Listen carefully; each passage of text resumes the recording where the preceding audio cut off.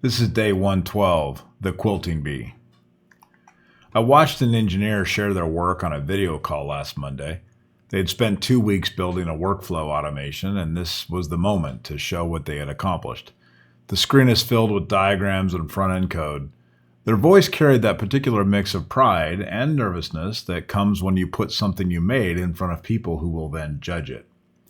Something unexpected happened, however. Instead of polite nods or a few clarifying questions, 3 people on the call leaned in. One suggested a different way to map the flow. Another pointed out a pattern they had used before that might simplify the logic. A third asked if they could sketch an alternative approach to one section.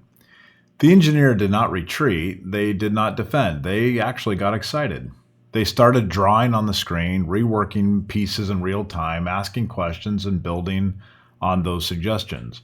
What began as a presentation became a collaborative refinement session.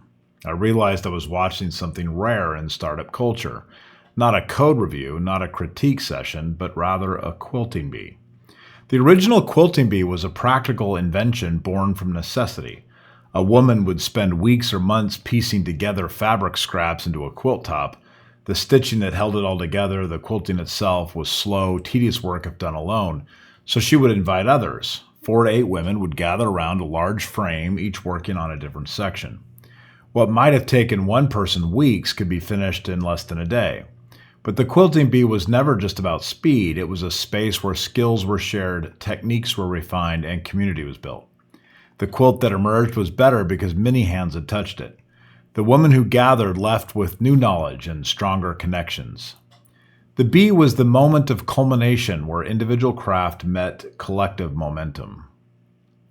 We lost this when factories arrived. Industrialization collapsed the human chain into mechanized processes. Efficiency increased, but the collaborative refinement moment disappeared. Modern software development inherited this factory mindset. We built in assembly lines of tickets and handoffs. Work gets divided into isolated tasks. We celebrate collaboration in theory, but structure our days for isolation. Async communication replaces real-time collective creation. Code reviews become gatekeeping rather than gift-giving. We optimize for throughput and forget that the best work happens when people build together.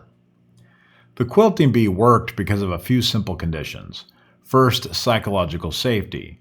The engineer on that call was not defensive because the environment felt collaborative rather than critical. People brought incomplete work, knowing others would help finish it. Second, shared purpose. Everyone wanted the project to succeed more than they wanted individual credit. And third, complementary skills. Different perspectives enhanced what one person started. Fourth would be social reinforcement. Participation itself was rewarding. The energy of building together created momentum. Pride in showing work transformed into collective excitement, which became shared ownership of the result. You can create Quilting Bee moments in your team. Start with structured showcase sessions, not demos for approval, but works in progress for collaborative refinement. Explicitly invite suggestions, improvements, and alternative approaches.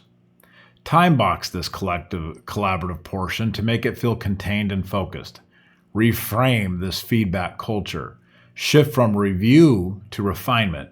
Make jumping in with ideas the norm and not the exception.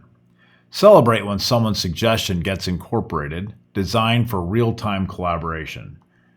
You could consider creating synchronous moments for key decisions. Use pair or mob programming for really complex problems. Reserve async for execution, not for creative breakthroughs. Recognize the supply chain. Acknowledge all the people whose work made this moment possible. Make dependencies visible and valued. Celebrate the network and not just the final creator. Protect that energy. Notice when criticism feels like judgment rather than gift-giving, and cultivate the excitement you observe. Make Quilting Bee moments a named, valued practice. The Quilting Bee was not just about finishing quilts faster. It was one of the few socially acceptable spaces for women to gather, share knowledge, and build community. Modern teams actually need this too. The loneliness of remote and distributed work makes these collaborative creation moments even more critical. They are not just about better code. They are about connection, learning, and shared accomplishment. The startup ecosystem glorifies speed, but sustainable velocity comes from teams that know how to harness collective momentum rather than just individual heroics. That engineer's excitement was the signal. When someone lights up because their teammates are jumping in to help refine their work, you have created a quilting bee moment. The question is, how many of these moments does your team create in a week, in a month? What would it look like to make them intentional rather than accidental? The quilting bee survived for centuries because it met a fundamental human need, creating something meaningful together. Our tools have changed, but that need has not. I think it's probably time to bring back the quilting bee.